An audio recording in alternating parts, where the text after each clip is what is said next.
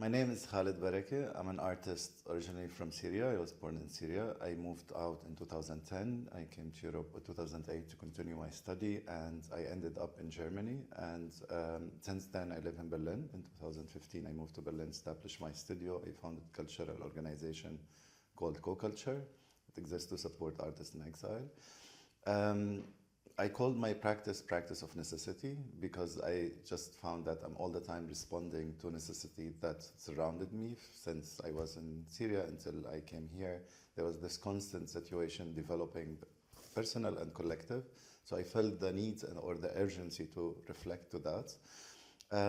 I trained as a painter.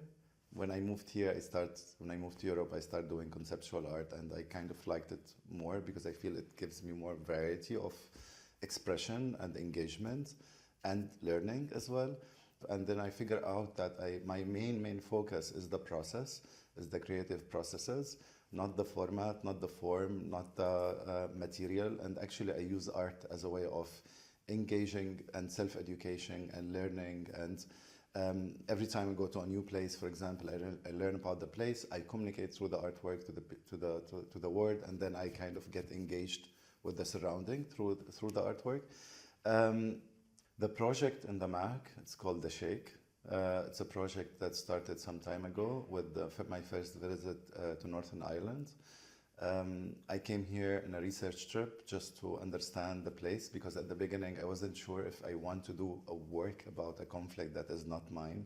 I felt like I will approach it as a tourist artist, which I felt all the small nuances, something you want on until you live in the city and you grow here to understand it.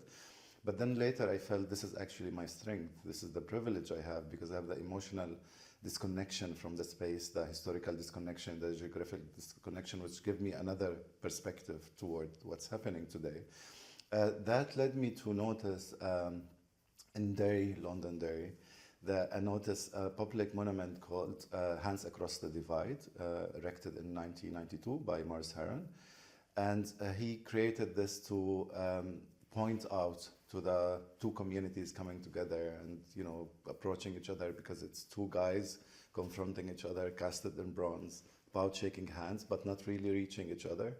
So I was very interested in that space. Also, in general, public art, I think it becomes this gardening of specific moment that is reflecting to a specific occasion or specific history.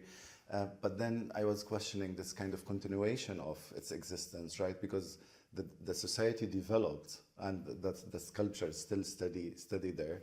So I felt to do something that related to that, because what I got from my visit here, this duality of things, like applies literally to everything. When I saw this monument, I felt this is the perfect description. Two guys about shaking hands, but there is this still space in between. The first thing I thought about is just put like plate of metal underneath of one of the guys, lift him up with a crane, push him toward the other guy and make them shake hand, and that would be the project. Very complicated roundabout, so I 3D scanned the whole area and specifically the space in between. I created new sculpture. It's called materialized distance. So this distance that is full of tension, full of historical disagreement, full of trauma, full of personal memories for everyone. I thought, let's navigate that. Let's also make it visible. You know, the elephant in the room, which is, I think it's everyone know that it's the elephant in the room here and talk about it. But I see now coming back to Northern Ireland, how this division sometimes getting bigger. Because my observation as well that the agreement, the Good Friday Agreement, Belfast Agreement, agreement was rather ceasefire. So I felt that the peace process, the space in between that can regenerate this question, like where are we today? If we will sign the agreement today, what kind of agreement people would write? Because the agreement that existed and signed back then, it was the tipping point of what was on the ground. So it was like, let's stop the conflict, the armed conflict, but it didn't take it to a point where what kind of society we want to live in. And even with the agreement, this kind of duality, the prime minister and deputy minister should be either or. For me, it's very problematic, because what if now you have a new majority, new third, like which is a third group, which is this space in between in my head, right? So who don't want to identify with this or that, because you have expat, you have immigrants, you have refugees, you have communities from both sides that they don't want to have this identification. So what if they became the majority? They don't have a chance to rule, which is the opposite of democracy, right? So anyway, so I was very interested in all this question and relation between the public art outside and inside, and what does that mean, and can we revisit an artwork that is steady and existed since 30 years?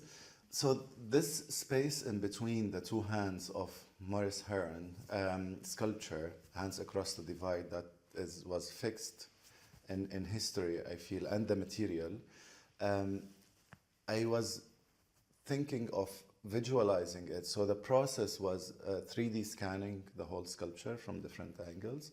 Then I printed the 3D file, and then casted created mold, and then casting several copies of the sculpture, and the repetition and the way how it's hanging in the space. I wanted the people, with the moment they step in, they kind of get into the space, so they become part of the work rather than just observers, because they have to walk around it.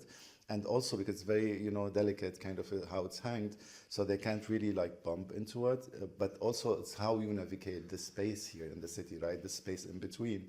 So something I also was struggling with, because you don't know who you are talking with, and you don't want to offend people. And I found actually it's easy sometimes here to offend people, or people can be offended sometimes, like even you don't intend to, because you are not saying the right terminology for them, but then how do I know who you are, and like all of this, So I think I wanted people to work in the space like kind of the same way of being engaged, being really part of it, but also trying to find their way how, to walk around it.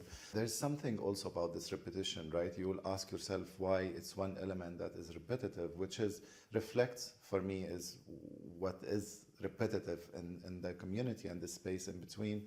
I think that there's something also about not knowing first from a distance maybe that is floating on the air, hanging with this fishing line that is invisible. I think there's something also interesting about this floating, right, as a sculpture, this element that you can't, it's not subtle, it's not, it has some uncomfort feelings, sort to say. And maybe it will also, I feel visually, it will be very interesting to observe. Another element of the space, like when you enter, you see this floating sculpture, is the rock that is very centralized, it's very heavy, it's very steady, that you feel it has contrast almost with all these floating sculptures. And you can see also this clean, sharp cut right in between. I think I was trying to capture different things with this artwork specifically. So as an artist, I believe in, as Khaled, I believe in decolonization, I believe in ecosystems, I believe in nature in general. And looking at the nature of the island here between the north and the south, me as my political being, I feel it belongs more to one another. So this idea of division of an element from nature that is cut half, I think it speaks to that a little bit, but also it represents this division here, right? Like in the north itself, between the two communities, kind of. While being in Belfast since a month, developing and researching and implementing the project, navigating that space in between the communities, between the sculpture, the two hands, as a space of dialogue, as a space of trying to spark something among people, etc.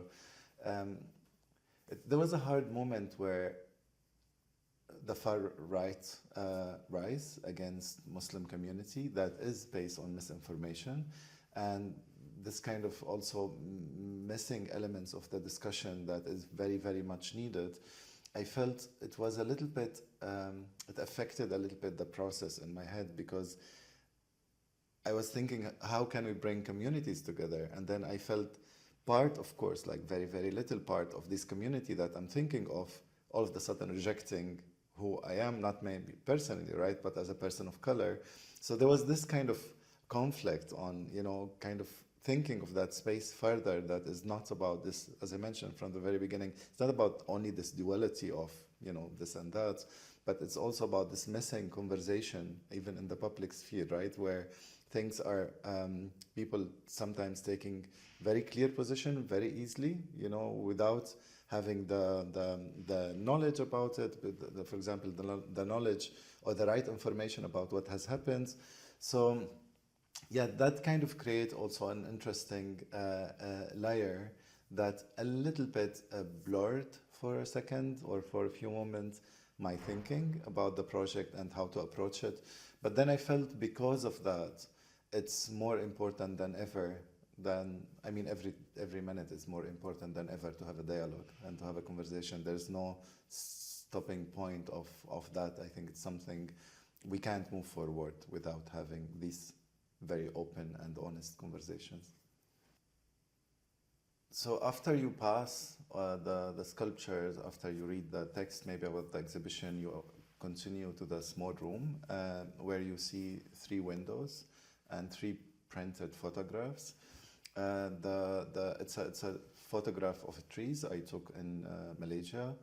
I was there, I came across a phenomena in nature, it's called the crown shyness, where the trees grows until it sense each other's borders. So in terms of not harming each other, they stop growing horizontally and rather growing vertically. And find this metaphorically and poetically, it's very interesting. And I find it also relevant to divided communities, not only here, but in also other places.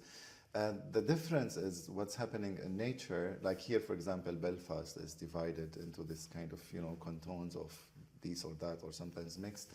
But the difference in nature, while it's actually divided in terms of not harming itself or each other, they are feeding each other by the roots, right? They're like cooperating, they're really existing in the same space.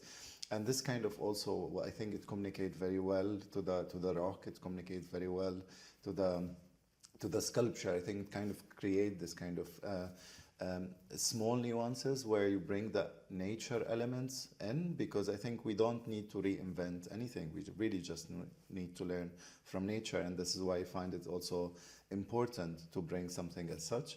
When you enter that space and you navigate in the big space and in the big room, when you enter the space, there's an element that kind of, attract you to visit it, which is very natural element, a tree that cut in half and split. Kind of neighboring the 3 windows of the crown shyness, this photograph, the 3 photographs that installed on the window. And it's obviously kind of contrasting the idea of the rocks, while the rocks is still an element that you can bring together, that they can join together, even though the cut will be there forever, right? Like you cut your skin and you have the scar, nothing will raise it, but it will heal with time. I think while the rock can survive this, once you bring it together, I feel the idea of the tree is divided is kind of oppositing that, right? So how can you survive as an living species while it's divided that much, right? Like even if you feed each part, each branch with, like the necessary resources to survive, it won't basically survive. And there's this notion of time and changing element in the space that you will see if you visit the space several times.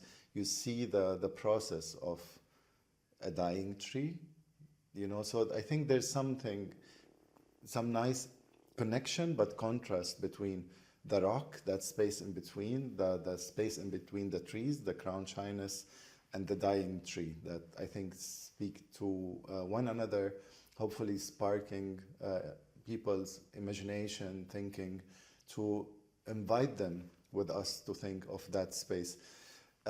There's really nice philosophy in Japan called kintsugi, where they connect any cracked elements with gold, because they believe that we shine from where we get hurt. And I think this is maybe what is unique about this place, about Northern Ireland.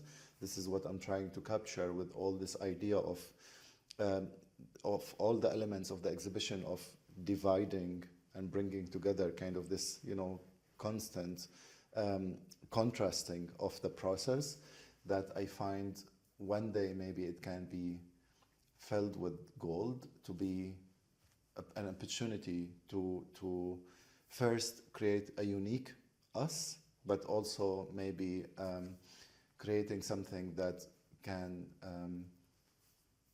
last for good with shyness.